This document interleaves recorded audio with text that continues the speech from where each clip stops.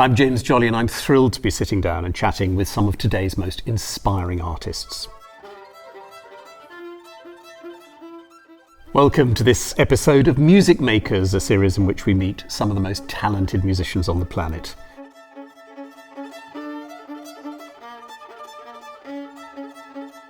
Today's guest is a conductor and pianist who has had a major effect on the musical life of two great capital cities.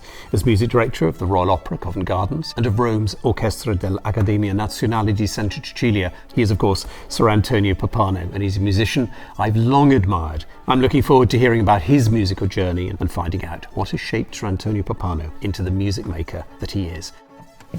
Hello. Welcome. Tony, welcome.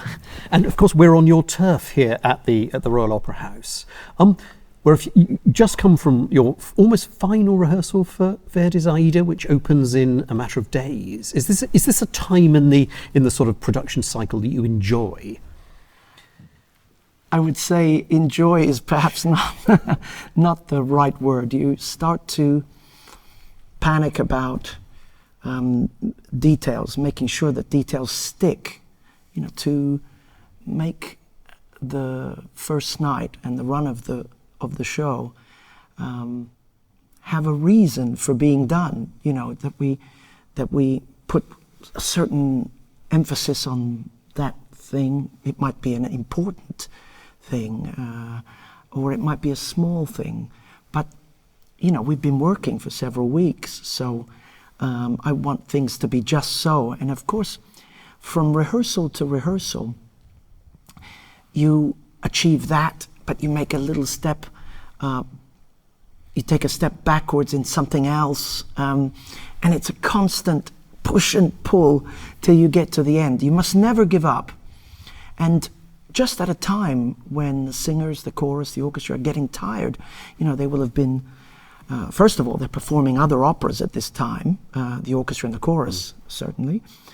And, everybody's trying to pace themselves for the first night.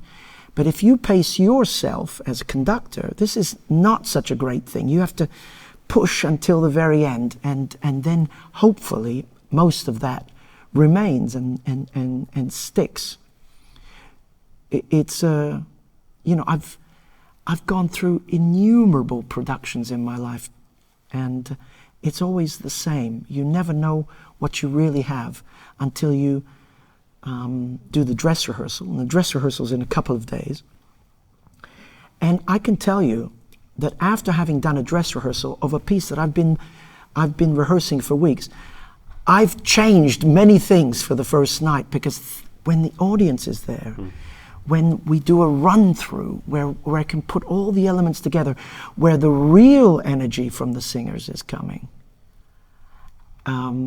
that's when you know what you have in your hands. And sometimes it's fantastically convincing and you're reassured, and sometimes you find that it's not convincing enough.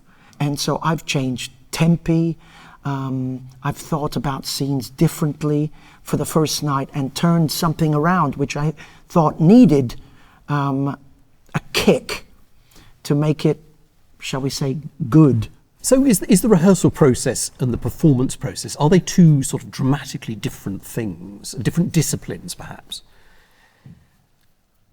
Well, I would say that a conductor, I can tell you from my point of view, that a conductor has to have something to say during the rehearsals. He has to, in an opera, work with the stage director to be able to underpin, support, energize the ideas of the stage director.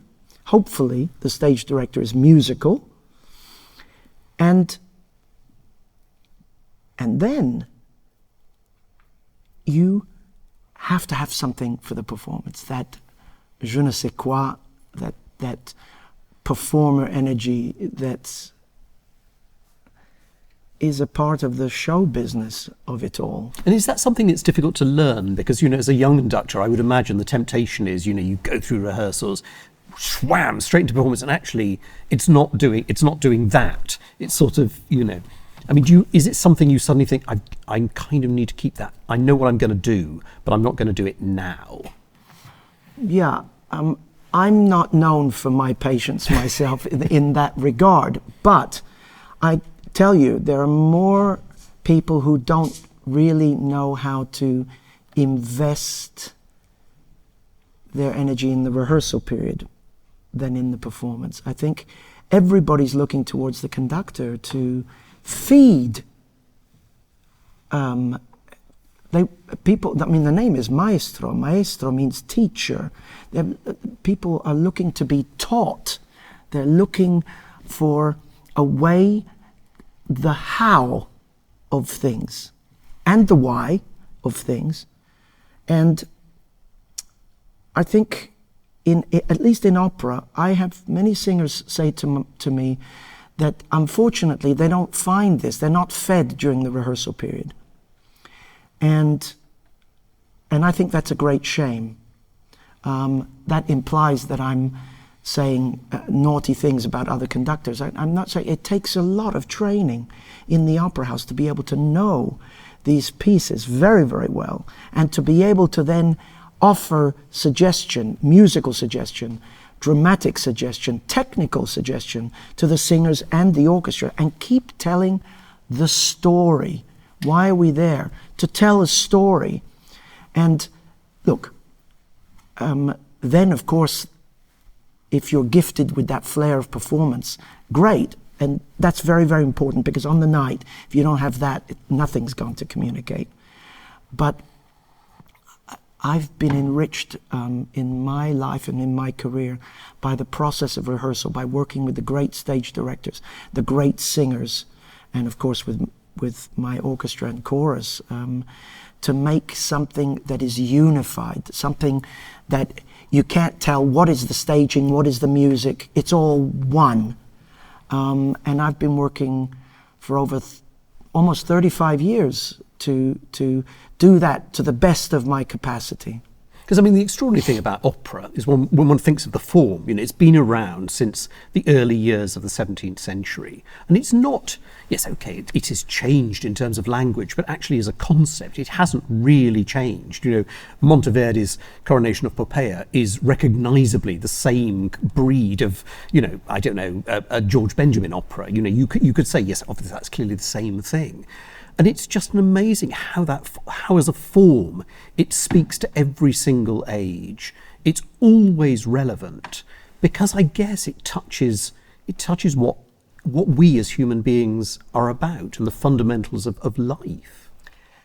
And its point of departure is something absolutely crazy. People walk out onto the stage and they sing. And what is singing? It's an extension of speech. It's when speaking can no longer offer the intensity, at least it's what I believe, and music providing that unknown grip that stimulates an audience. Sometimes they don't even know why. Music has that, more than any other art form, has that ability to speak to the soul. But I mean, you know, it's that sort of eternal relevance, because we as human beings, we fundamentally haven't changed. Our emotions are exactly the same now as they probably were in the 17th century. But it just remains such a relevant art form. And its point of departure is something absolutely crazy. People walk out onto the stage and they start singing. But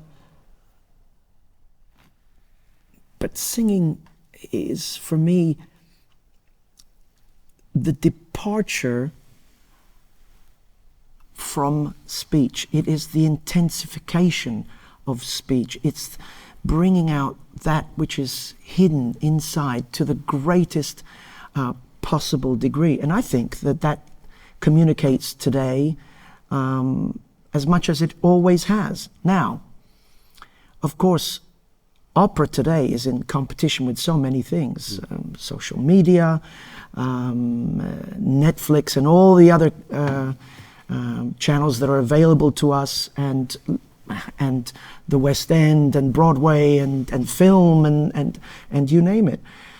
So the putting together of drama and music, the completeness of it, the absolute binding of every element must be worked through and rehearsed and done properly. Yes, you can throw on a performance, and the orchestra knows the show, the singers know the opera, and it can be done instantly. In fact, we have a term called instant opera. I don't believe in it, frankly. I love to try to make it really of a piece, you know. But as an art form, it still exists, and I think can speak to today's young people. The stories are compelling. The characters are certainly compelling, and what they go through, what they often suffer, is touching, and it's very moving.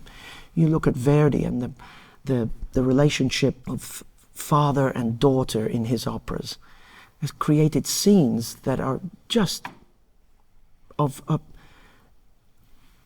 a humanity and of somebody who has a knowledge of what that relationship is about. Verdi was someone who lost 2 children, you know, and so how he manages to somehow translate that experience for the spectator is just absolutely incredible. So, but it has to be done well. Yes, yes. It's funny, I remember as a student, Rodney Milnes, who was a sort of legendary editor of Opera magazine, and I remember it was something to do with Welsh National Opera, and he came and he talked about the operas of Verdi, and he got to Rigoletto, and he was telling us the story, and the tears were rolling down his face, and I just thought, my God, you must have seen this opera, you know, dozens, scores of times, yet even just telling the story, somehow it really made a huge impression on me that opera, I just thought, wow, opera really does have an incredible relevance, and it really does touch people in a way that, you know, here was this hard-bitten critic, you know, bawling his eyes out telling the story of Rigoletto, and I remember the next time I saw it, I think I was even more moved than I would have been, simply because I was sort of channeling my, you know, what I picked up from him. It was extraordinary. You mentioned Rigoletto, and Rigoletto is one of the greatest operatic creations. Why? Well, first of all, from a sheerly entertainment point of view, you have one hit after another. It's just, and scene to scene, there are tunes in there that you will remember all your life. The situations are absolutely fantastic, and the drama is so streamlined. It drives like a locomotive to the very, very end, and to the incredible tragedy. And yet it has light and dark. It's not all about tragedy and darkness, although it is replete with those elements. It sings and it dances, and it's bawdy, and it's spontaneous, and it is provoking. And but all the while, its structure is ironclad. And I conducted the piece recently after a 29-year break, and it knocked me over with its, I mean, of course, I've known the opera all my life, but when I got to do it in the theatre again, I said, oh my God. It's one of those operas that if somebody said, well, of course it's based on a Shakespeare play, you'd say, well, of course it is. You know, because it's got that kind of greatness yes, about but it's not it. Victor Hugo. I know. Or when you get to, you know, Parisiamo, you know, Rigoletto's big kind of monologue, you just think, well, this is like a Shakespeare monologue. It is every single line. You know, you listen to the Tito Gobbi recording or whoever, every line is coloured in a different way, and it's... but now you're talking about performing again, and the how. And the how, yeah. And the how. And Parisiamo, yes. Well, Verdi was obsessed with Shakespeare, and but he only set to music 3 operas. The Macbeth, which was a real departure for him, incredible piece, although it was quite early on. Very late work, Otello, and of course Falstaff. two very, very sophisticated pieces of theatre, musically sophisticated, textually sophisticated. And I would say Otello is perhaps even more successful than Shakespeare's. Yes, I think you're right. So streamlined and so direct. But the preoccupation with the Shakespearean utterance was there from early on. And all over Rigoletto you have these monologues where he's alone, quite spare orchestration. And then, you're surprised by the most dramatic accompaniment in these bits of the opera which are called recitativo, which are, yes, declamation, not singing as such, but almost speaking and contemplating and plotting and planning and measuring. This is Shakespeare, of course it is. And Verdi, I can't wait for those recits, because although there's no constant rhythm, the spontaneity of the accents is such that I feel like the theatre is being made right on the spot. It's being invented right then and there. And this is absolutely great, because that's what theatre should feel like. Yeah. And is that hard to rehearse, the recitative? I mean, I can imagine there are singers who kind of, see it as a sort of, we've got to get through this, and, here's my aria, or here's the big duet. But I mean, that's what holds the drama, that's what drives the drama, that's what holds it all together, that's what keeps the intensity. Yes, they're bridges to the next piece of satisfying music, as I'd like to call it. But yes, we rehearse the recitatives to within an inch of its life. But you're going to do this, you're going to do that, you're going to do this. Are we taking the spontaneity out of it? You've got to be careful how much you rehearse too. I say that to myself. Leave a bit of room. Don't try to nail everything down. But try to get the singer to experiment. I suspect if you had two Italians, say, it's a different kind of thing, because it's, they're not having to translate it or think of it in another way. It's a direct communication. But you've hit a very, very interesting subject. When singers are singing in the language they grew up with, you can achieve so much because the natural rhythm is there. But it's very interesting that the younger singers from Italy today tend somehow to be too correct. All recitative is written in 4/4 time. It's easier for the shorthand, and it's easier to musicalize. I mean, you have to put down some notes and some chords, and so it's written in 4/4. But it has to have a rhythm, an internal rhythm, that is as close to the natural flow of the language as possible. But the number of times I'm saying to these young singers, you sound like I'm conducting you. Free it up. You're Italian, sing the language, That may be one example of telling a singer, actually go and listen to Tito Gobbi or whoever. Whereas, probably in the normal run of things, you were saying, don't go and listen to Tito Gobbi because I don't want that coming back. No, actually, today, and I'm not making this up, I told a mezzo-soprano to go and listen to Simeonato and Cosotto as Azucena, because the recitatives are particularly difficult in that opera. And this person is not Italian. And just to get the idiomatic rhythm of the language, I said, no, go listen to those people. And you'll get, then we can discuss the push and pull and all that. But get the feeling for the language. Because, as we say, you're nearing the end of the rehearsal process, opening night of Aida, a new production, clearly a sort of modern conception of the production. I mean, do you presumably discuss before even start the process? The Robert Carson in this case, his view of how he sees Aida. I mean, that must be quite a fun. Yes, I have to tell you, with this production was supposed to be opening during the pandemic. So at this time, we were supposed to be doing Un ballo in maschera, but because Aida was cancelled during the pandemic, as so many things were, then I took it on. We decided to put ballo for later, and we're doing Aida now. So I really wasn't part of that original process, because I wasn't conducting the premiere of that piece. What is very strong in the production is the militaristic side, and of course the piece has that in spades.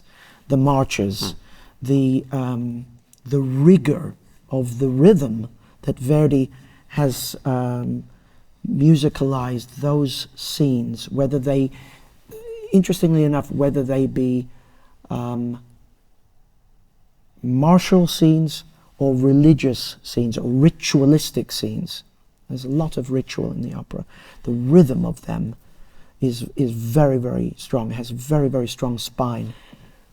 But the intimate scenes, for which the opera is most famous, actually, offer the most beautiful, beautiful contrast and the greatest humanity. We have father-daughter. We have the conflict of love for one's country and being in love with the enemy, and which way does Aida go? These elements are very, very strong in the production. So when I've been rehearsing with Robert Carson, I've been very on board. Whether it's a modern production or not, I think you have to respect these three elements: the religious, the martial, and the romantic. Along with the martial, I put romantic and political. The romantic and the political very closely entwined in this opera. Very, very interesting. And you've got to remember that Aida was, for all intents and purposes, Verdi's final hurrah. It was his final opera, the end of his career, and his final experiment. And he experiments with a lot of the location, to achieve the location in music, the melismatic quality of it, the ancient, archaic quality of it, the immensity of it, the intimacy of it. So many things. It's an amazing experiment, final experiment, to show the young, up-and-coming, la nuova scuola, the new school, Puccini, Mascagni, Ponchielli, Leoncavallo, all these people, to show them really. And in fact, it was Puccini as a young man going to see the performance of Aida who was thunderstruck. Because look how he was affected by it, influenced by it. The location, the exotic location, creating musical sounds that would reflect that location. Madama Butterfly, Turandot, La Fanciulla del West, you name it. Even Manon Lescaut, the Frenchified full Rococo music that is in that score.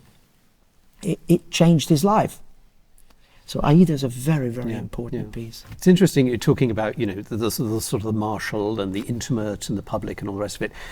Yesterday was the funeral of our late Queen, and it was extraordinary watching it. The power and centrality of music in the whole of the ritual that was yesterday, and that unbelievable, that epic funeral march where the rhythm was just maintained, metronomically, but actually it didn't feel like a metronome, but it was just so regular. The whole thing was astounding on a sort of, that side of, it was the music, I think, that really hit me hard. I'm glad you said that, because that march and that beat got to me too. It really got to me.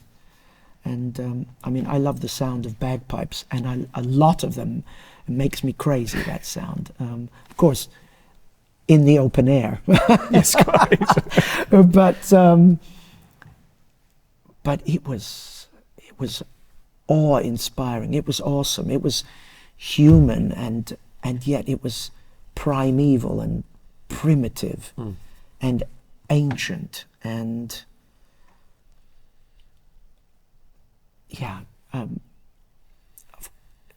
tradition in the biggest sense of the word, from hundreds and hundreds and hundreds of years ago. Yeah, of course I couldn't help but think of Aida yesterday, watching that the pageantry and the hugeness of it all. Yeah, yeah.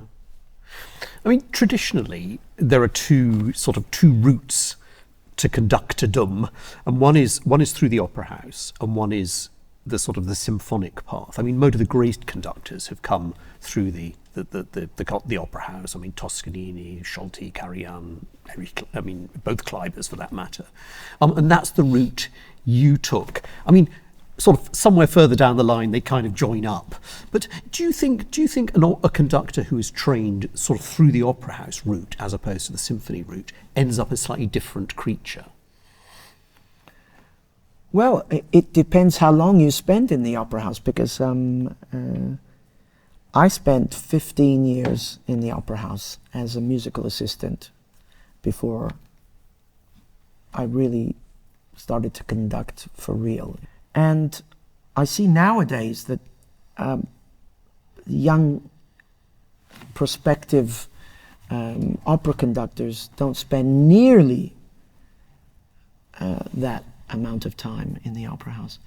I think you have to learn this repertoire from the inside, and learn how to put together theater. But you have people who today are very, very talented with the gesture and with the arm, and of course technically absolutely brilliant. I would urge young conductors to just spend a little bit more than 2-3 years. Do 5, do 8, do 10, and really learn a lot of repertoire, learn languages, because every different language has a different internal rhythm. So if you're conducting Faust in French, if you have no clue as to how the language is shaped, you're not going to be able to successfully conduct that opera. I really believe that. And presumably you've also got to learn how the voice works. I mean, you can't just go in and expect it to be treated like an orchestral instrument. Right. A voice can sing instrumentally. Especially, I think that quality is very, very important when a singer is singing Mozart, for instance. But in the more romantic repertoire, you're dealing with a much greater level of flexibility that has to do with the flow of the words, that is less confined by the bar line. And you better have an interest in those words, the interest in storytelling, and the interest in how a voice works as a piece of machinery, how the breath works, how is it different for every singer. And you learn, oh yeah, that voice has a tendency, that voice is heavier, has a tendency to run out of breath perhaps a little bit earlier, or the voice tends to schlep, I need to help it move along. I need to push the voice a little bit so that we don't come to a grinding halt. All those things. And there must be the reverse of that, where you just think, oh my God, this is incredible. I'm just going to give them a little bit more space because it's glorious. Absolutely. But those are nuances that are not learned in one rehearsal.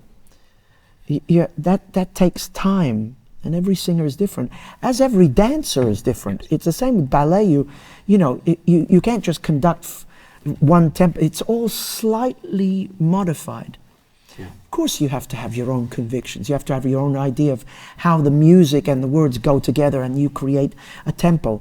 But if you don't know how to consider the needs or the traits of the singing voice that's in front of you, God help you. Yeah. Because I mean, when you talk to singers and you say, when it's all going well, everything, all the worries have fallen away and you're there, you're in the middle of the aria, and they nearly all sort of just say, oh, but the support is so, I feel I could do anything because I know X in the pit will follow me. And they just say, or support, maybe support, not follow. Follow. It's a very, very interesting thing, this following. And the idea, at least my feeling, is you get something to the point where you don't know who's leading and who's following. And of course the conductor is following sometimes, but the conductor also is suggesting and shaping and I'm starting to conduct here, but so I like that ambiguity of not knowing. Of course, great singers can create great things on the moment, and so you do, of course, have to have that sensitivity to know when something's going to happen that hasn't been rehearsed, that hasn't been planned for. And all of a sudden you feel it in the air, the atmosphere changes. And then you've got to become a different human being. You've got to be open for that. And it's not easy, because when you've planned, when you've rehearsed, when you've got something so tight and like the Broadway shows that are tight, there's something, I believe that person pays to come to see an opera. It should be tight, it should be together, but there's that extra thing, of course, that you have to be ready for. And I say that to myself every night I walk into the pit, be ready for that magic. And I pray for concentration so that can happen. And that's probably why conductors who've come through the opera house make such good concerto partners, because they're kind of ready for anything, and it's not going to probably be quite as extreme as anything a singer could throw at you. That's true. I love being a concerto accompanist, because that push and pull. I mean, I just conducted recently the Busoni piano concerto. I was going to ask you about that. Yes. The Busoni piano concerto with Igor Levit and playing the piece, and with my orchestra of Santa Cecilia, Rome. The concert, we did two concerts, one in Hamburg, one in Berlin, one in the Elbphilharmonie and one in the Philharmonie in Berlin. And what an event this was. This concerto is 75 minutes long, 5 movements, and at the end, it's not enough there are 5 movements, there has to be a male chorus that starts singing at the end. And it is like an opera, and it features Germanic qualities, because Busoni was, for all intents and purposes, as much a German as he was an Italian, and yet there are incredibly popular Italian elements in it, Neapolitan songs, popular songs, and we had a ball, sort of bouncing tempos and colors and energies off of one another, myself, the orchestra, and Igor.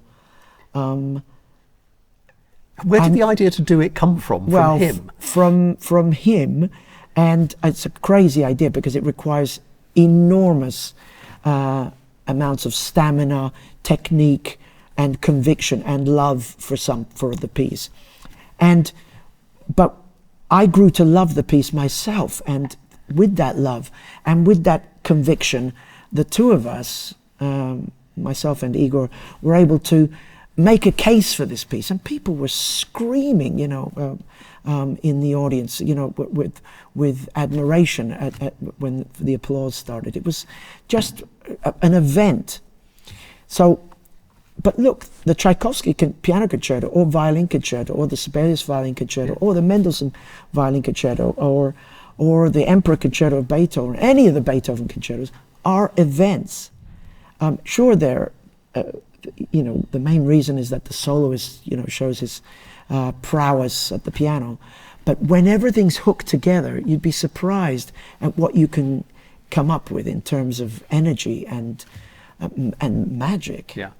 I mean, by the nature, I mean, as you said, that by the nature of a concerto, it is a sort of showcase. So it's sort of, it's tilted in that direction. Well, there's a theatrical element. No, exactly. But I mean, I remember sitting through the finals of the Tchaikovsky competition, where I think I sat through 6 consecutive performances of the Tchaikovsky First Concerto, and every single one kind of worked, on a different level, because it was just, it is very exciting watching it.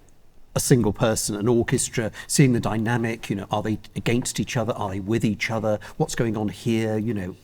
It is thrilling, and it will never, rather like opera, it'll never get tired. No, and the conductor will do the Tchaikovsky piano concerto with someone and be completely convinced by the way it was done, and then you have a different soloist at a different time, and you have to completely reinvent it. And it could be just as valid. But that's why these pieces are still alive today. And that's very, very important. In classical music, we're not here to repeat. We're here to bring back, to resuscitate, to make the music jump off the page as if it never existed before. And I know everybody says that. It's hard to do because it requires levels of energy and levels of inspiration that prey on your physical and mental health. But that's why I love being a musician in the classical repertoire business, because of that opportunity to be able to do something again and see if you can make it better, deeper, more entertaining, more gorgeous, more luscious, more dramatic, more personal for each member of the audience. So you've got to have that ability to reinvent yourself each time. Otherwise, you stagnate as a musician, and I think that's the greatest danger in our business. Is my greatest fear is that I stagnate or something. So I'm not going to let that happen. I'm going to be inspired by every soloist, every singer, every orchestra I work with, and try to pick up the messages, because that's going to nurture me, nourish me as I go forward. I mean, for the last, at least, 17 years or so, you've had a symphony orchestra alongside an opera house, which must give you, there's virtually nothing you can't do with that combination. Yeah, I consider myself very, very lucky, because after so many years of investing in the opera house experience, I finally got my own symphony orchestra. What's it like when they say, right, Tony, it's yours. Do you want the job?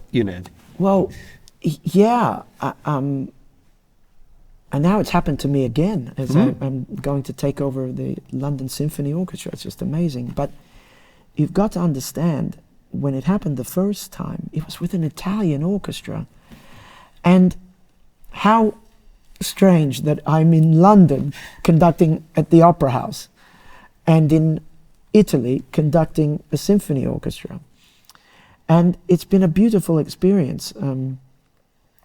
The two things have informed each other, and I've learned so much about color, how the orchestra works, how to express without words. I, who have been a word addict in my opera house experiences, there I had, really, sure, I'd conducted symphonies before, I've guested everywhere, but this was something now that I could where I could deepen my relationship, and to be able to look in, conduct a symphony orchestra in a symphony is like looking in the mirror. So what have you got, Pappano? What do you have? You have no words. There's no visuals to help you out. What do you have in terms of expression and narrative, your own narrative, that you can bring to an audience that is there just listening to the music? And to be put under that kind of exposure for myself has been absolutely fantastic and necessary for my development. I'm sure that I would have stopped growing had I not had this other experience. Of course, let me tell you, it's made life incredibly hectic, chaotic, and stressful, because I'm a music director of a symphony orchestra, a music director of an opera house. I'm devoted and responsible for to both institutions, and the number of times I had to get up, and get a 7 o'clock plane after having conducted Götterdämmerung here the night before. I don't recommend that for one's health, so I could, go rehearse the next day in Rome. But I mean, the great thing about, you were saying, what Pappano are you bringing? Actually, on a practical level, because Italy doesn't have the symphonic tradition of, many other countries. I mean, your orchestra is the great Italian symphony orchestra. There must have been quite a lot of works that we take for granted in this country, or we would in France or Germany, that you probably played in Rome for first time, maybe? Well, quite a lot of pieces for the first time, or pieces that hadn't been performed for a long time. A lot of those. For instance, Elgar's First Symphony was conducted by John Barbaroli in 1912 in Santa Cecilia and hadn't been performed since, until I did it. I believe it was in 2000, I'm making this up, but around 2009-10, maybe even a little bit later. But can you imagine? Yeah. Things like that. Copland Third Symphony hadn't been done in eons. King Roger of Szymanowski, the opera, never been done. The Faust Symphony of Liszt hadn't been done in ages.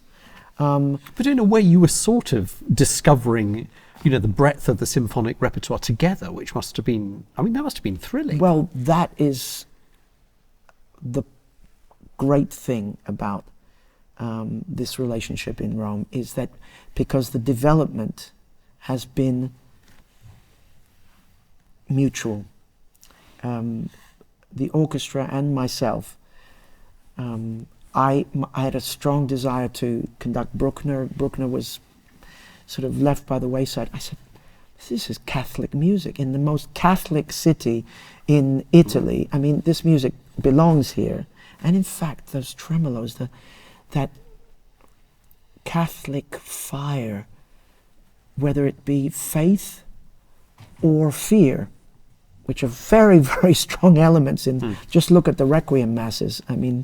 Those two elements are very important. And I knew it would work in Rome, and of course it did. So 7, 8, and 9. 8 I did 3 times in Rome. We even brought it on tour. I felt so important to the Frauenkirche in Dresden, to the Concerthaus in Vienna. Mahler, of course, is done often but I was convinced that we had to bring this music on tour, because our sense of theatricality, color, could make this music even more dynamic than than a decent performance in Rome of the past. I wanted them to show others that we could do this music. I had that ambition. And then you flipped it round and you've done quite a bit of opera with your symphony orchestra. Yes, but in the past, the operas they chose were Lohengrin, Tristan, Salome, Idomeneo, and the operas that I have done, most of them at least, have brought them back to their patrimony. I've done. Why would they avoided the Italian? Would they say because the opera houses? Because those pieces are not symphonic enough. Yeah. They're, in a sense. But for me, we did Aida and made a recording. We did William Tell. Okay, we did it in French, but Italian composer. A lot of Rossini. This was very, very important composer during my time at Santa Cecilia. Ballo in Maschera. We've just done Turandot. We did Dalla Piccola's Il Prigioniero. I mentioned King Roger, but we did West Side Story too. These pieces are very important. We did Peter Grimes. These are things I wanted the Italians to know where they came from, but also I want them to know about the War Requiem and Peter Grimes and what Britain really, really is, and what a great composer and why, and and to push the audience. And I get the sense, though, with the Roman audience that, I mean, you know, if one looks at the Scala audience, it's a very, you know, they know what they like and they know how they like it done. But I get the feeling with the Roman audience, they are very, very open. You know, they are receptive. Yes, we've been working on that because I think a country that is famous for the way it sings melody. Melody is so important.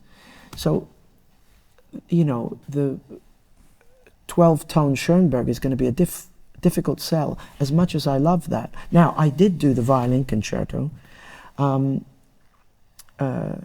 Rome, and I was very, very happy to have done it. And I had a great soloist, Michael Barenboim, in fact. And we sold the piece for all it's worth. I believe in that music and I love it. But, of course, I've done the Transfigured Night also for strings. And to show the two sides of Schoenberg, but that music is a difficult sell. But I do it anyway, and I speak to the audience before we perform it. I say, listen, these are the keys to listening. You know, I say, they say, what I use is, caro pubblico, buonasera. And it's with that I can convince them of anything. Because I've said good evening, I've opened the door. And that's what you need to do to help the audience. You need to open the door and maybe give a couple of clues of of what's going to hit their ears and how maybe it can be easier if they thought about a couple of things. I do that with the premieres, and we've done several of those. But you have to... You've got a beautiful concert hall as well to do it in. Yes, well, Renzo Piano's creation is just absolutely fantastic. Because last time I was there was when you were doing the series of the Bernstein symphonies and recording them in Bernstein year, already in readiness for Bernstein year. And I mean, the audience, they love those, but then again, melody is what they're after, and they certainly got melody. Yes, and Bernstein was a very, very important figure, and in the last years of his life, he was president of the orchestra, came every year and conducted his works, but not only recorded Debussy with the orchestra, recorded La Bohème with the orchestra. I was originally supposed to be the assistant, but for that project, but before I'd even heard of what Santa Cecilia was, but I was busy assisting Daniel Barenboim at the time, and so couldn't do it. Isn't life strange, you know? And of course, I mean, even stranger, because you're now about to take over an orchestra where Bernstein was also. I think he was president of the LSO. He certainly had a very, very close tie with the LSO. Didn't he? Yeah, I mean, my admiration for Leonard Bernstein is just... Did you encounter him? Yes, in fact, I went to interview with him for that potential music directorship, and we talked about La Bohème. It was amazing. I mean, I grew up in an opera house, but he didn't. And we started trading the words of La Bohème, and he knew every single word by heart, and he knew everything about it. It was amazing. You know, he was a brilliant mind. Anything that he read or digested, he would retain. But he was fascinated with words as well, because I think he could have told you the word of every single Gilbert and Sullivan operetta. That was another of his passions. Yeah, he was just an incredible musician, complete musician. Great pianist, great classical pianist, great jazz pianist, great, you name it. I mean, just a conductor, composer, the lot, and with the flair for all those disciplines. Yeah. So you had originally decided and have decided that you're going to draw to a close your wonderful reign here at the Opera House. Simultaneously, you decided that you'd had 17 or so years in Rome. At that point, you couldn't possibly have known that Simon Rattle had decided that he'd decided that he was going to do his own Brexit and go back to Germany and take over the Bavarian Radio Symphony Orchestra. So all of a sudden, this amazing orchestra sort of fell into your lap. But I mean, what had been your plans if that hadn't happened? I mean, were you going to then do guest work or look for something more permanent, or what was your sort of journey? Well, I knew I wanted to sort of relax the tempo of my life a little bit. So that was very, very important to me. I didn't have a specific plan. I knew I perhaps wanted to be involved with a summer festival, but I had nothing specific in mind, truly. My relationship with the LSO, however, goes back to 1996. I met them in Abbey Road, Studio Number 1, for a recording of Puccini's La Rondine, and we have never stopped collaborating. Gramophone's recording of the year, I seem to remember. Yes, it was just a fantastic meeting. I couldn't believe their energy. I couldn't believe their charisma and personality, which they still have today.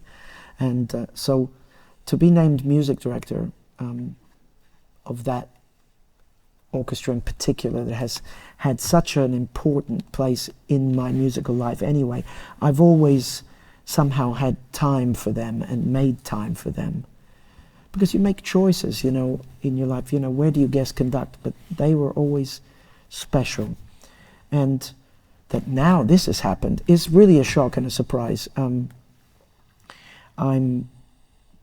It's daunting, the prospect, and Simon Rattle is such an amazing force, musical force, and a great programmer.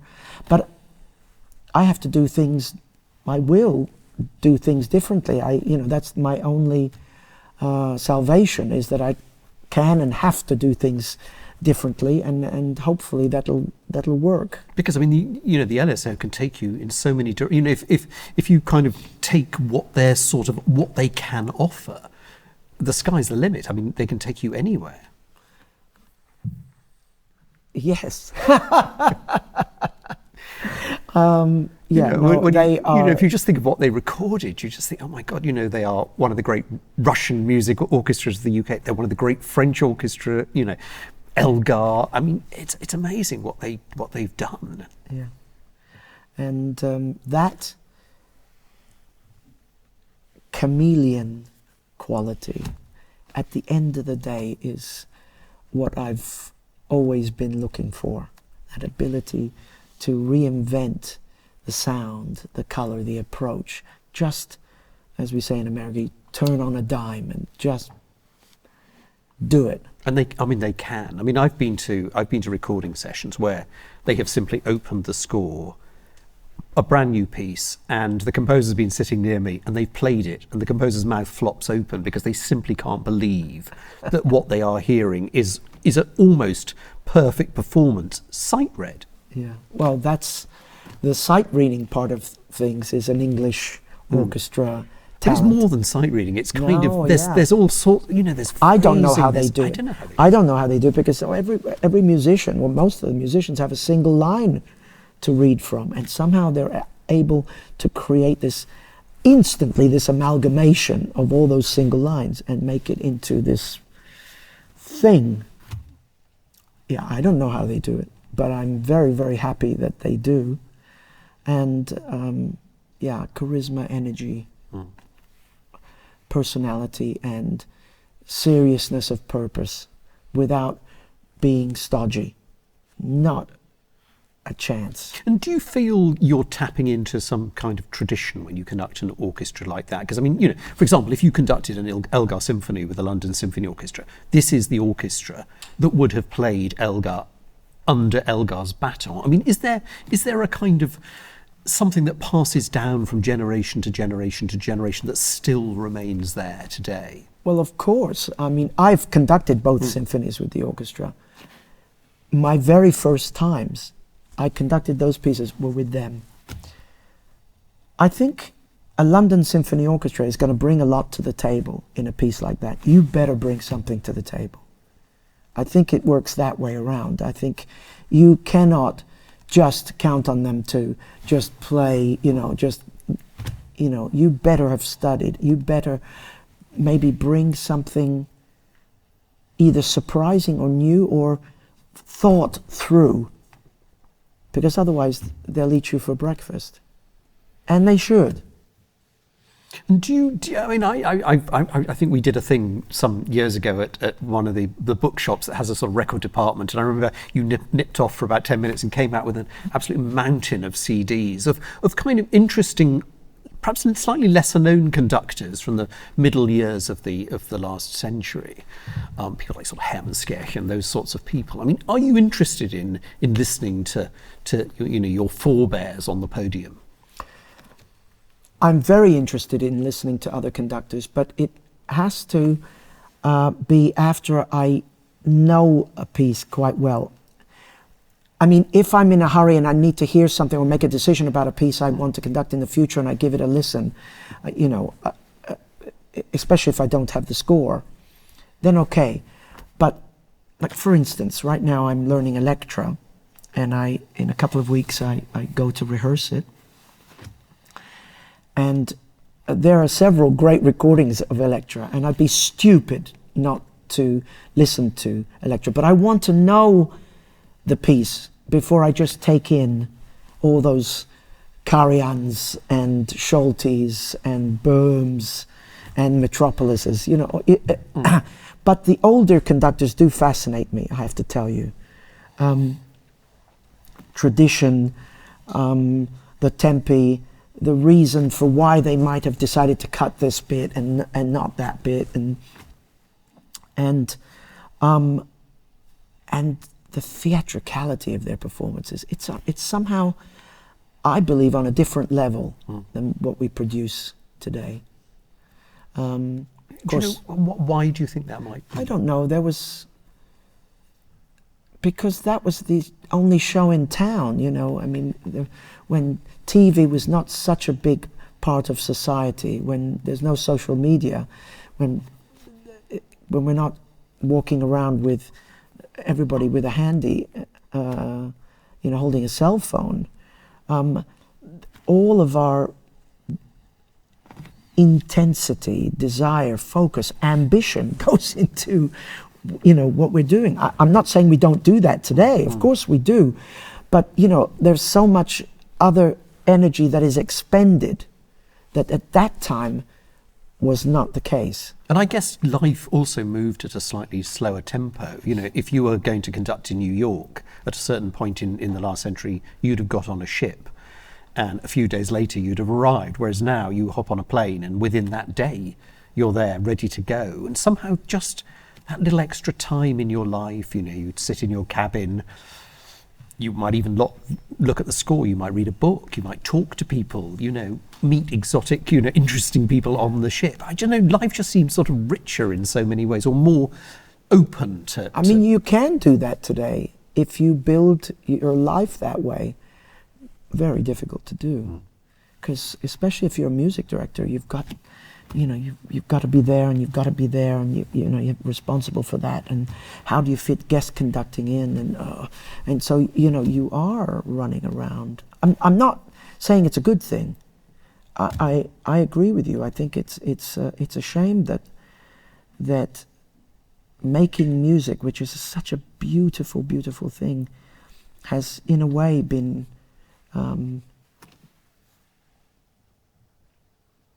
sped up and mechanized, technologized. I did wonder actually whether one of the fallouts of the pandemic might be conductors saying to their orchestras when they have an orchestra, look, actually, rather than come and give you X number of weeks, I'd like to give you 2 times X number of weeks, and we can just work together. I mean, there's a balance, because after a while the public will presumably say, oh, not Maestro X again.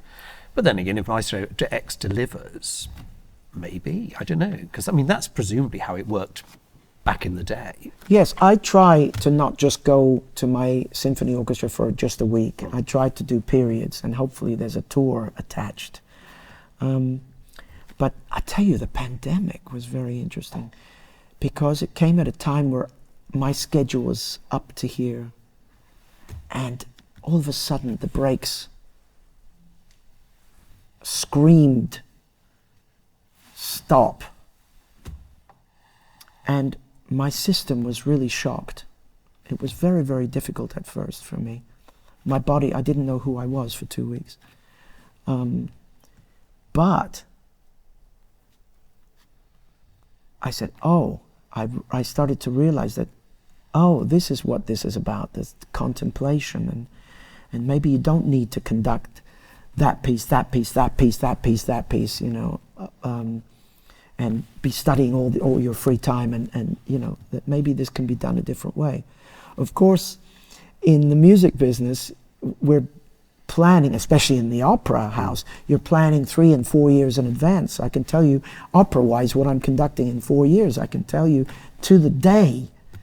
And it's unfortunate, but that's how it works, to get the right singers, to get the right stage directors, and to be booked into my schedule.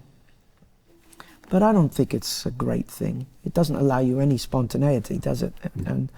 But one of the things you had in the pandemic was, you're a very fine pianist as well. So presumably, you could actually think, well, actually, maybe there's piano music I haven't played ever, or haven't played in decades, that I'd quite like to get to know. Or did your piano playing increase? Or? Yes, my piano playing increased, but I used the period also to do some educational work. I did a series called House to House from my studio. They put a remote camera in my studio at home, and once, twice a week, sometimes even 3 times a week, I would put out a little lesson. I'd take an operatic scene and analyze it, play it along, sing, and point out why this is great, basically, and how it works, and try to. And I did about 30 of those. All the while, we did 3 or 4 concerts with the orchestra, small orchestra at first. We did Das Lied von der Erde, the Song of the Earth by Mahler, in its arrangement by Schoenberg. We did another kind of operatic gala. We did a little recital with young artists. I did master classes during the pandemic with young artists. So I tried to, as much as possible, focus in on the educational part, because I think that maestro thing always is in the back of my mind. Teacher. You have to teach. Pass on what you know. And so that's what I did. Talking of the whole maestro thing, I'm quite fascinated with that period, that post-war period in America, where there were these Hungarian conductors. Quite fearsome Hungarian conductors, and you George Szell, Fritz Reiner, Antal Dorati. There were others, Schulte, but a tiny bit later. But someone like George Szell, who had a reputation of being, you messed up in a rehearsal and you were shown the door. And I sort of keep thinking in my head, yes, that's not you couldn't possibly do that today, but the results were amazing. And I find it very difficult to sort of marry up the two, because now we live in a much more sort of democratic age, and you think, well, could you ever get that sort of style of music making? Maybe it's not a style of music making we would want to return to, but I'm kind of mesmerized by it. The Cleveland Orchestra, I don't know, towards the late 50s, when, Szell had whipped them into, he probably literally whipped them into shape. I think the relationship of conductor to orchestra, though it has obviously changed today, you can still be demanding, as demanding as you believe you need to be to achieve the result. But you have to do it with more charisma and more charm. And your love for the music and your knowledge of the music has to be without question. But you have to cajole, perhaps, more today. But but it's up to the orchestra too. It's not just the conductor. The orchestra has to want to go along. Temperamentally there are different. A German orchestra, I always get the sense there's a hunger. They want to do it. They want to rehearse well and not waste time. No question. But a German orchestra are not crack sight readers at the first rehearsal. So the first rehearsal will be much slower than if you're in front of the London Symphony Orchestra, which can sight read almost anything, to the highest possible level. So there you have to work out your time, your dosing out of how demanding and at what tempo can you be demanding over the rehearsal period. You have to know how to modify that depending on which orchestra you're standing in front And of. presumably there's a difference between being a guest conductor and standing in front of your own orchestra. I mean, there are things you can't really do as a guest conductor. Well, as a guest conductor, there are things you probably can't say because, you know, certain things are perhaps too intimate that have to do with the tidiness or untidiness of perhaps the rhythm or the intonation, or there may be a player who's in difficulty, things that you can't really delve into. You could if you were the music director and handle something very humanely, you know. But we're human beings. You have to be sensitive and you have to have an emotional intelligence that is so developed to handle any situation. You have to know that if you're in front of the Berlin Philharmonic, you can't spoon feed them like you do an orchestra that is on the third tier or the Vienna Philharmonic. You have to go up to their level, but give them some things to think about, but don't treat them like school children. You know, I mean, that sounds like an obvious, but it's not so obvious if you're used to having to spoon feed. Yes, I love that story of that when Karajan was... George Sell invited Karajan to conduct the Cleveland Orchestra, or Karajan brought the Cleveland Orchestra to Salzburg, and they were doing Prokofiev 5, and there was one passage the Cleveland Orchestra just wasn't getting right that Karajan wanted, and he said, look, we'll break for lunch and we'll come back and do it afterwards. And Karajan disappeared off. Sell, who was sitting in the audience, came up and spent 20 minutes or so of the break rehearsing the orchestra so that when Karajan returned, his orchestra would deliver what Karajan was rehearsing. And I just thought there's something wonderfully collegial, you know, there's a kind of pride. You know, I'm not having my orchestra let the side down, you know, and they're going to do what my colleague wants. Well, let me tell you, as music director,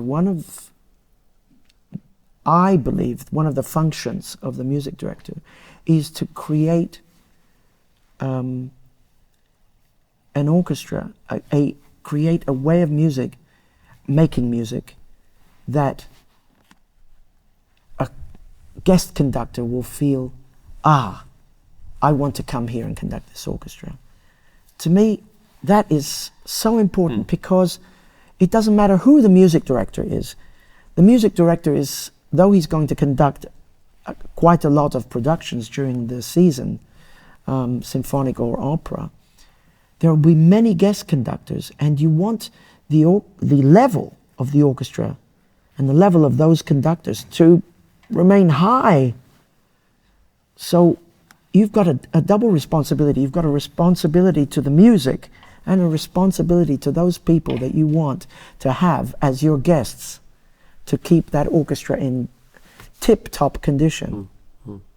So here we are, we're sort of, the end of your tenure is in sight, although there's some wonderful things still to come from you.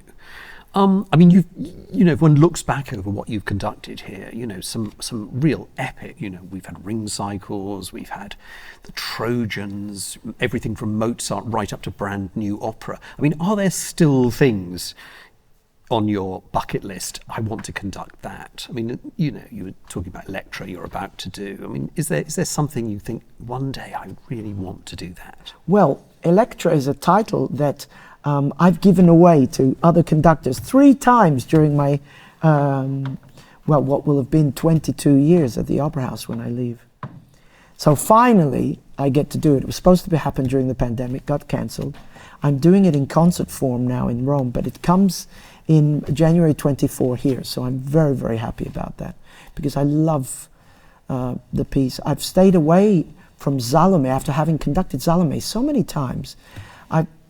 I put it away for a long time, and now I want to discover the differences between the two pieces. Though they share the same general palette and temperature, I think the libretto is somehow richer in the Electra. So I just can't wait for that.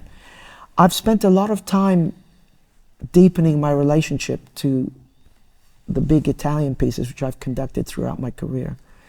I think that's very, very important. the first part of my tenure here, I spent a lot of time doing new things. Titles like Lady Macbeth of Mtsensk, although I had done that before, but the new operas, The Minotaur, Anna Nicole, The Trojans certainly was new to me.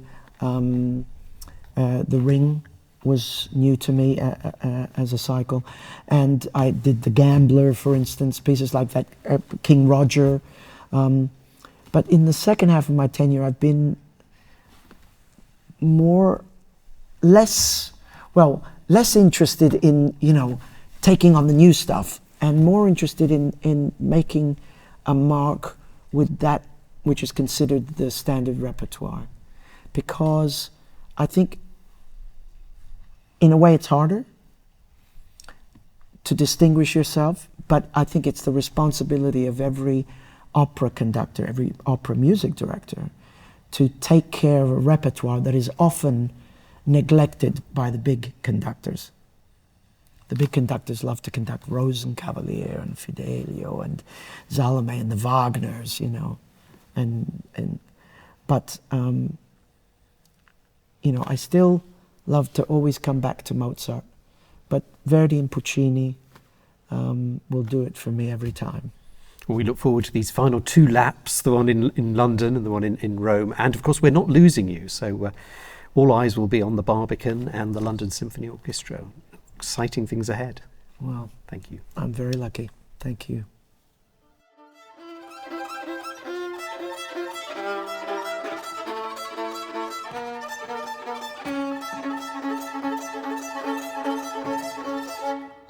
Are you more comfortable surrounded by noise or silence? I would like to be surrounded by silence, but unfortunately I'm surrounded by noise, often self-inflicted. If you could choose the sound of your doorbell or ringtone, what would it be? A beautiful bird song. What is the sound you wake up to? The most horrible clinical cell phone alarm clock. If your life was a movie, what would your theme song be? Young and Foolish. What to you is the most relaxing sound? The classical guitar. And what's the most irritating? Out of tune singing. What sound reminds you of home? Accordion mazurkas. What's the first sound you remember hearing? My father singing. What sound makes you think immediately of a happy place? The sound of Puccini's music. And what for you is the most musical sound not made by an instrument? Bird song.